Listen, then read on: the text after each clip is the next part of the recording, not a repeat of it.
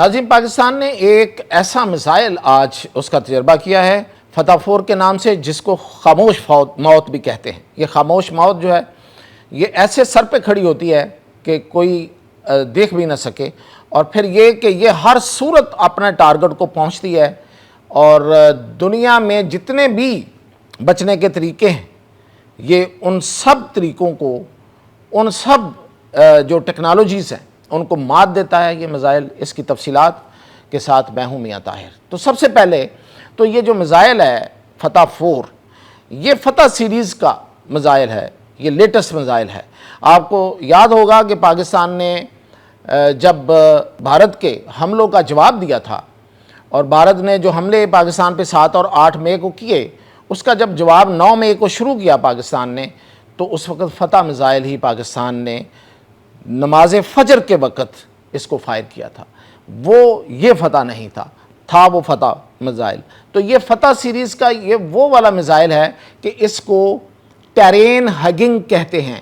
یہ terrain hugging کا مطلب یہ ہے کہ یہ پہاڑ ہے نا، پہاڑوں کی ایک سلسلہ ہوتا ہے، اس کو ٹیرین کہتے ہیں، ایک لمبا سلسلہ ہے، اس کے ساتھ یہ میزائل موو کرتا رہتا آرام آرام سے، کسی کو پتہ ہی نہیں چلتا۔ ہگنگ کا مطلب ہے کہ اس کے ساتھ جپھی ڈال کے چلتا رہتا ہے، یعنی کہ یہ اگر یہ میزائل فائر ہو گیا اور یہ پہاڑوں کے ساتھ ساتھ چل رہا ہے تو کسی کو اندازہ بھی نہیں ہوگا کہ کوئی میزائل چل رہا ہے۔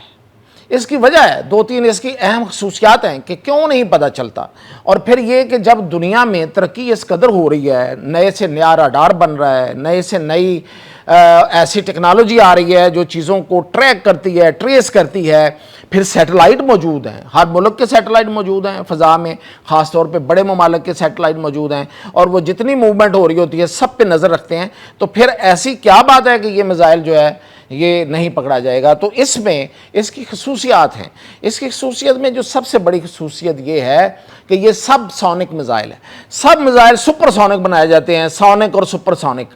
سونک اور سپر سونک کا مطلب یہ ہوتا ہے کہ آواز کی رفتار پہ، میں آپ بول رہا ہوں آپ کے کانوں تک آواز پہنچ رہی ہے، تو یہ آواز کی ایک سپیڈ ہے، بہت سپیڈ ہوتی ہے۔ وہ بندہ کو بول رہا ہو 1 میٹر 10 میٹر کے فاصلے پہ آپ کو سنائی دے رہا ہوتا ہے، دور بول رہا ہو تھوڑی دیر بعد ہلکا سا فرق پڑتا ہے، پتہ بھی نہیں چلتا کہ کتنا فرق پڑا ہے۔ یہ سونک ہے، یہ یعنی کہ آواز کی رفتار ہے۔ اور اگر اس سے زیادہ ہو تو اسے کہتے ہیں سپر سونک، یعنی کہ آواز کی رفتار سے بھی زیادہ شوں کر کے، یعنی کہ وہ چیز جو ہے وہ گزر جاتی ہے یا وہ پہنچ جاتی ہے۔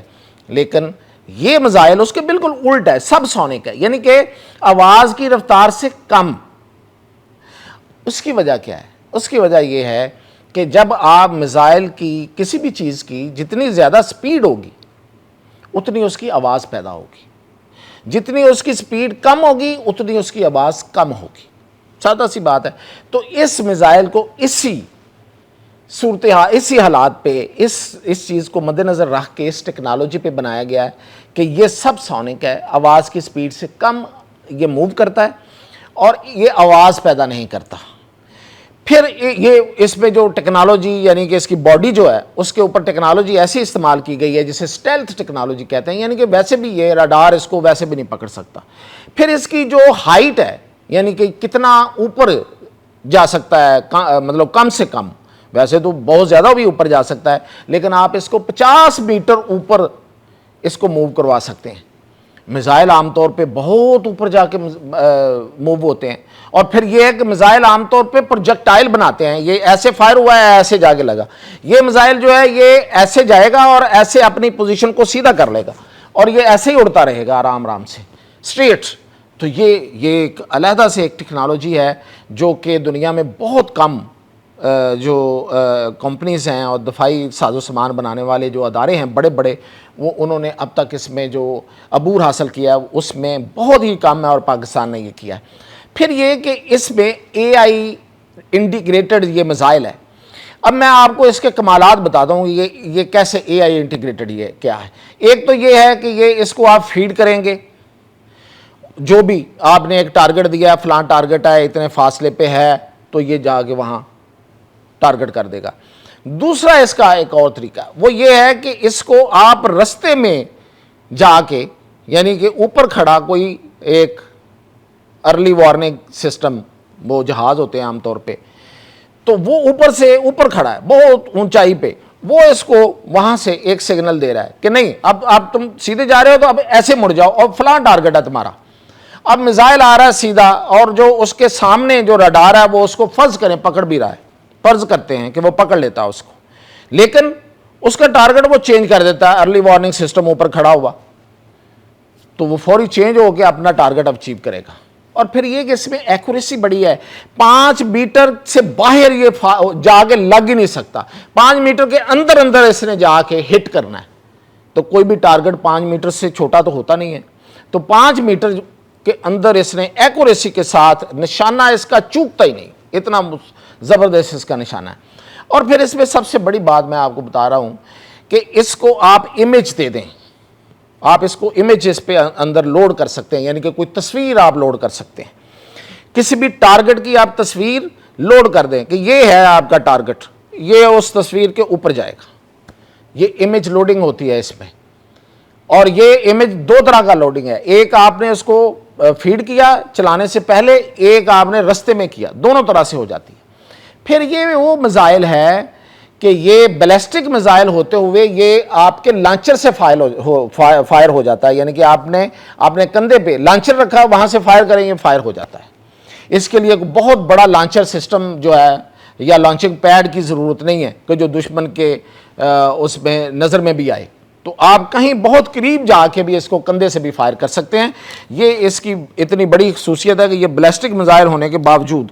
پھر یہ کہ اس میں الیکٹرو آپٹیکل, انفراریڈ اور ریڈار سینسز سارے مکس ہیں اس میں, اور اس کی وجہ سے اس کی جو صلاحیت ہے ہٹ کرنے کی وہ بہت زیادہ ہے.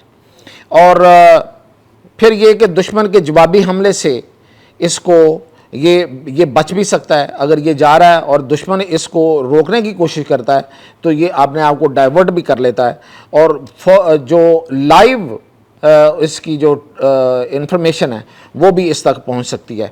اور اس میں سالڈ فیول استعمال ہوا ہے, تو اس وجہ سے اس کی تیاری بھی, یعنی کہ ظاہر ہے کہ آپ جنگ میں ہیں تو آپ کو میزائل زیادہ کی ضرورت پڑے گی نا, تو اب آپ کے پاس میزائل جتنے زیادہ ہوں گے اتنی آپ کی جو صلاحیت ہے وہ بڑھتی چلی جائے گی.